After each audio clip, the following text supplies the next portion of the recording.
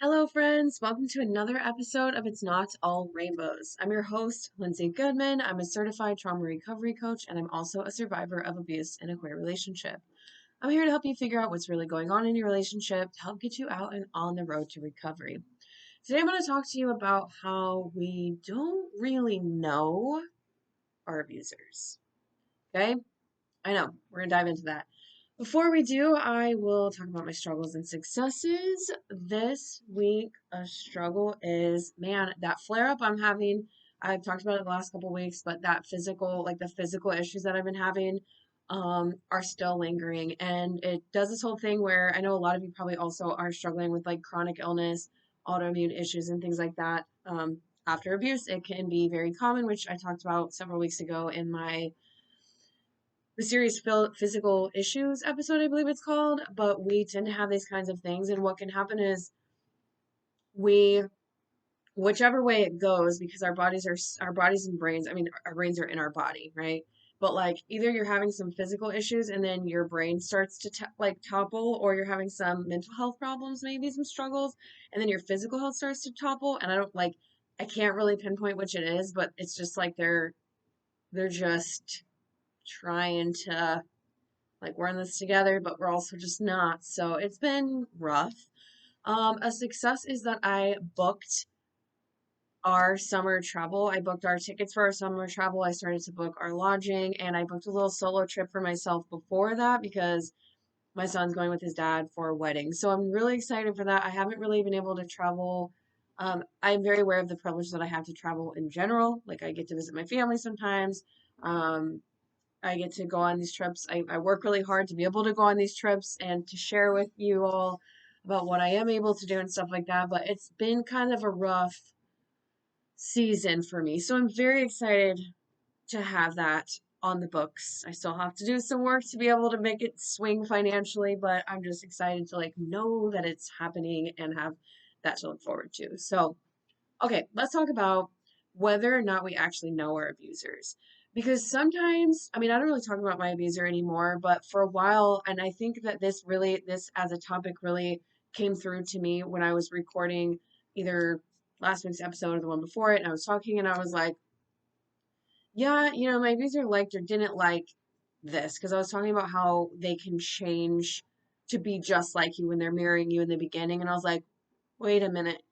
I don't know if they like this or not. I don't know if they like skiing or not. I don't know if they like yoga or not. I don't know if they like this kind of music or not. I don't know. And obviously, I haven't spoken to that person in over 2 years. I don't know anything about them or what they're doing with their life right now. I don't need to know. I don't care.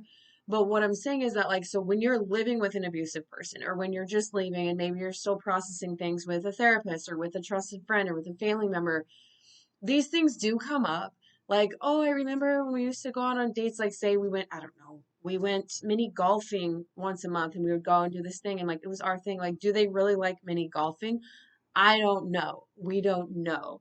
And the thing that I was talking about in that episode that really sparked me was that when abusive people tend to have very low self-esteem, even though it may come off as someone who's so like haughty and confident, and like they know what they want and they're always just out to get what they want, and they have these huge egos, or so it seems. But really deep down, I would say most abusive people are teeny tiny little nuggets of the human being that are very well protected in these like massive fortress castles with like drawbridge, moat, portcullis, towers with like archers ready to go. Like they're very well protected, which is what the abuse really is them protecting themselves. And no, that's not an excuse for you to feel sorry for them. And well, you can have pity for them, but like to stay with them because you're like, oh my gosh, it's just self-defense. They're just protecting themselves. Yes, it is. And also they should not be harming other people because of that. Because guess what? I also have a castle. I'm also hurting, but I'm not going to abuse people because of that. So that said, um, with them being these little tiny people, a lot of times they don't really have a sense of self. So they spend their lives trying to figure out who they are, but trying to be like other people. They mirror a lot of people. Maybe it's a best friend when they're younger. I've heard when I used to listen to narcissists talk about why they do things, because that was really helpful for me when I was first healing, because I followed a diagnosed narcissist who thinks very similarly to my abuser. I don't anymore. I know that that can be very controversial. A lot of people don't feel comfortable getting information from them, which I totally understand. Um, but I totally forgot what I was gonna say. I went off topic, like, yeah, I used to listen to this. Um, oh, that they would mirror their sibling. They didn't have a sense of self, so they would mirror their sibling. So they can mirror a friend, they can mirror a sibling, they can mirror a love interest, they can mirror someone that they like on the television, they can mirror a parent, or they can mirror a lot of people. And the example I gave in that episode was like a ball of Play-Doh. So I was thinking, like, I'm a very visual person, and I was thinking about, like, at my one of my best friend's weddings in Mexico, they had these little balls of Play-Doh, and we all held in a circle, and we like kneaded the dough in our hands and like put a good wish into our hands and stuff like that. And then they went around and collected all of it, and they put all these different colors of Play-Doh all together into one ball and mixed it up. So it was like, look at us all coming together for this couple. And look, when we all come together, this is what we make. And it's just like this ball of Play-Doh, which was a beautiful concept at the time. It still is. But when it comes to an abusive person, that's kind of what I thought is like, I'll take this yellow ball of Play-Doh. I'm going to be like Lindsay. Well, now I'm dating Janessa. So I'm going to take this orange ball of Play-Doh, and that friend that I was really obsessed with in high school, Jackie, I'm going to take her ball of Play-Doh, and I'm going to take his ball of Play-Doh, and I'm going to take my sister's, my brother's ball of Play-Doh. And so they're just this like hodgepodge of influences from other people, taking interest, taking like trying to create this sense of self and this personality and this identity, but they don't actually have that. So, and again, I'm not an abusive person, and I'm not a therapist that works with people with personality disorders and does all this stuff. I'm just talking about what I've seen, what I've experienced myself, what I've seen, other people talking about in terms of being an abusive person, or other therapists who actually have worked with other people like this, and sharing with you what I know. That's not to discount what I do know, because I do know a lot, and that's why I share it. But again, I don't want you to take what I'm saying and be like, well, she said, because abusive people are different, right? So, anyway, quite often we'll see something like that, where you have this hodgepodge of a human being who is just taking little bits and pieces of what they like from other people, or maybe it's a book they read and they're like, I like how this person was kind of mysterious, or I like how on this movie this person dressed like this, so I'm going to be this, I'm going to be that. And we all get influenced by things, by social media, by books and magazines and TV, and like that girl we saw at the mall or whatever that had a really cool style, and I was like, I kind of want to dress like that. Or like me, when I travel, I dress completely different when I'm in the United States and I'm just like home in like whatever mode. And then when I go to Spain or Mexico, like I feel free, I feel happy, I feel more available to trying new things, and I will dress completely different. Like if you look at pictures of me when I'm traveling versus when I'm at home, and then I come home and those clothes feel really off when I'm here, it's weird. So that's not to say that if you were influenced by something that you're abusive or you're just a ball of Play-Doh. It's normal for us to like try new things. I have tried new things, and some things have really worked for me. Sometimes I try something new and I'm like, I actually don't like this. I thought I was gonna wear, like right now I'm wearing a cardigan, which I do a lot for work. But I was like, I thought I was gonna be a cardigan person, and I bought 20 cardigans. It's kind of excessive. I bought 5 cardigans. Now come to find out, that's not my style. I'm more of a flannel girl or whatever. So totally normal. But when you have this person who, again, isn't really taking any time to be like introspective and be like, do I really like this, or am I like this because I'm noticing this is the new style now. Like I'll give an example of like skinny jeans. I'm kind of getting off topic with like the abusers, but skinny jeans, my generation, like we just love skinny jeans, and that's like, apparently that's been out of style for a while, and you see people on social media like skinny jeans are out, millennials are look so old, you need to wear this kind of jeans. And some millennials switch to like the baggy jeans and they look great. I did that for a while. I feel like a child when I wear them. I'm just like swimming around in them. I'm also like very short, although I've seen really short people rock it. But I did that for a little while and I was like, okay, I tried. I don't really like it. I'm kind of going back to skinny jeans. I'm almost 40. I'm a couple years away from 40. So I'm like, I'm just going to wear skinnier jeans and try to feel more comfortable in like how I'm doing this. Who knows? When I travel, I might go back to the baggy pants again, because it just depends how I feel when I'm there, whatever. But yeah, that kind of thing, I don't, man, I'm really distracted today, but like that happens, and that's normal. But, okay, I guess my point was like me being able to go, you know what, do I really like this? Or am I just doing this because everyone's saying that it's out of style and I don't want to look like a weirdo when I'm walking around in my skinny jeans that I've been wearing for the last 12 years or whatever. So having that, what is making me feel this way? What is making me all of a sudden want to try this new thing that I've never really thought about before? Like, do I really want that? Or is it just because I have some pressure because like that's what my best friend likes to do? So I kind of want to like do that too. But I don't know. Like we have this like reflection and introspection that we do and process things, right? Maybe not all the time. Maybe it takes a while to figure it out. But the abusive person's probably not doing that. They're not like, do I really like this kind of music? Do I this? Do I that? They're just like, that person likes it. I like it too. If I'm trying to date that person and they like all these things, all of a sudden that's my identity. I'm gonna take it on until I'm gonna switch to the devaluation that I don't like any of that stuff anymore. And when you ask me to try to go on that same kind of dates and do the same kind of things we did when we first started hanging out, I'm gonna make you feel crazy because I never liked those things. It's not really me. I don't like it. Blah blah blah. And so it can be really confusing because when you think you know someone when you meet them, obviously we've talked about that they were masking, that they were love bombing you, that they're trying to convince you that it's this perfect connection, that it's fate, that you guys are so well matched, that you like the same things. That's not real. And so you don't know that person. Like a lot of times we look back in those early times and we kind of cling on to that idea of who they were portraying themselves as, which makes it very hard to let go of them. And it makes it very hard, like after you leave, because you're still looking back on those quote unquote good times in the beginning. But that person wasn't real. They were matching you and your likes, and maybe there's still that mixed up ball of Play-Doh, hodgepodge, whatever from the people that they quote unquote dated before you. And so that's not really who they are.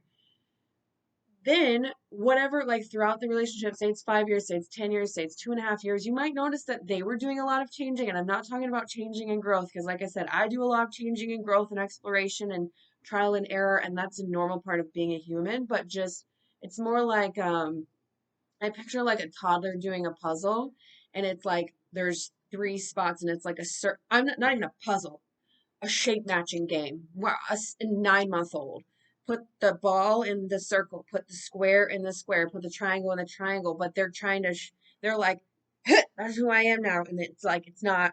So they're just constantly trying to shove a shape in a hole and it's not the right. So they're just like clunking around through life. It's not human growth, normal, healthy trial and error like I'm talking about. And I know you might be confused and you're like, but how do I know the difference? I know we can talk about that more if you want to. I can do a whole episode of like, how do I know the difference between like normal, healthy trial and error? Like, I've done a lot of trial and error. I've done a lot of learning the hard way. I've done a lot of like 1 step forward, 100 steps back. That's part of being a human. This is something else. This is a person who doesn't want to look inward, doesn't want to know who they are. It's very scary for them, and it can be scary for us too, and I understand that, but and sometimes we put it on a shelf and we do it later. We're like, I'm not in a place to be able to actually dig through what's actually in here. And sometimes we do. We're like, this is really scary, but I'm going to do it anyway. These people don't want to know. They do not want to know what's hiding underneath the rug that they've been sweeping all their nasty trauma from childhood under forever. They don't want to change. They don't want to grow. They don't want to actually figure out who they are because they're just plowing through life looking for someone to, I'm just going to say it. People will argue about different things, whatever, but someone or someone's or something to get power and control from, to get that high of being able to control someone, to get that high of having people view you as something that you actually are not, to have people think that you're this really awesome person, that you're really helpful, that maybe like you get the I forget what it's called. It's been so long since I've like talked about this. I really have taken a break from talking about this. I think it's like a communal narcissist, which I don't use the word narcissist very often anymore for multiple reasons, but the communal narcissist is like someone who's in the community who ostensibly is giving back, is doing these nice things. Maybe they're donating money, they're volunteering their time, or they're in a position of like looking good, looking really like a caring, good person, but really they're not. So they get a lot of joy, they get a lot of whatever from, I don't even want to call it joy. They get a sense of empowerment or whatever from being seen that way. Excuse me. And so that's what that is. Two very different things. So the point of all of this, and I know I do a lot of twists and turns when I talk, is just to remind you that you don't know this person. This person who abused you, this person you lived with for 5 years or whatever, or your sibling or your parent, you don't know them because they don't know them. If you don't know yourself, if you're constantly floating through life just matching with, trying to match with, and then abuse and control and mess with people throughout your entire life, you don't know who you are. You have never taken the time to look inward. You don't know what you're like. You're trying to be this little Play-Doh ball and like be like, hopefully nobody notices that I'm a Play-Doh ball. Hopefully people actually think that I'm an avid reader and I'm really smart and I'm really intellectual and I like to do all these like deep conversations and I like to travel and I like to like blah. People are gonna look at me and they're gonna think all this stuff, and I hope that nobody starts to see inside the cracks and realize that actually don't like to travel. I've never traveled, or I only traveled. I'm just making this up. I only traveled one time, but I like to make it into like this whole huge thing, and it's like my identity, and it helped form me into who I am. Really, it's not my thing. I just heard other people talking about it. I don't actually read. I just skim through books because my brain's always doing other things, but I like want other people to think I'm really intellectual and I'm always learning and growing and blah blah blah. So I'm just gonna always have a book or talk about books. I'm gonna act like I understand these things when I really don't. I'm gonna act like whatever, right? They don't want people to see through the cracks of that. They do not want people to know that they are a ball of Play-Doh.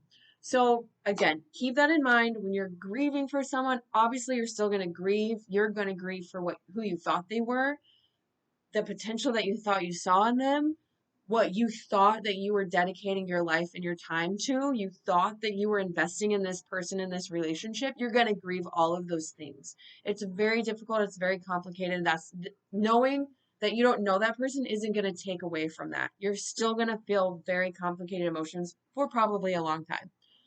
But it may help you to know that that person wasn't real, that it was a made up thing. And you probably do know that to some extent, but just knowing that, again, you don't know that person. You don't know their likes and dislikes. You might know like some of their habits around the house. I could definitely tell you how my abuser would and wouldn't do things around the house because I lived with them for 2.5 years. But I don't know one thing that that person, again, doesn't matter, likes, dislikes, whatever. So if you ask me, like, oh, I don't know why you would, did your abuser like to do this? I don't know. And I don't think that they know. I don't think that your abuser actually knows who they are, what they like or don't like. So keep that in mind when you're grieving. Just remember that. I guess one way that I like to look at it, I'm looking at my roommates. Um, she's really into fiction, like chick lit, like romance stuff. I'm not. My whole shelf is like British history and Spanish history and like the history of Mexico City and the history of this group of people. Like there's a Cleopatra book right there that I'm getting ready to dive into, and hers is fiction. And so I'm thinking like think of your favorite uh chick flick.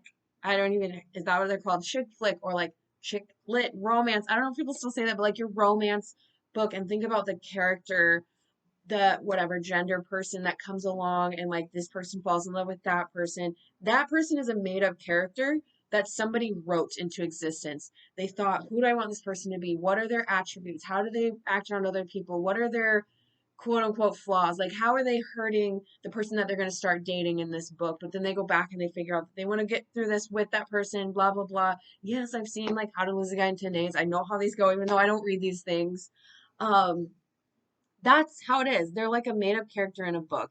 And you can still, like, I know a lot of times if you're like an avid reader, and if you're not, I'm sorry, but if you're an avid reader, you like fall in love with these characters in books or in movies, and you really, you, you care about them to an extent. You're like invested in their life. You're like, I hope they write a second, like a sequel, because I want to know more about like this couple or this person or where are they going with their life.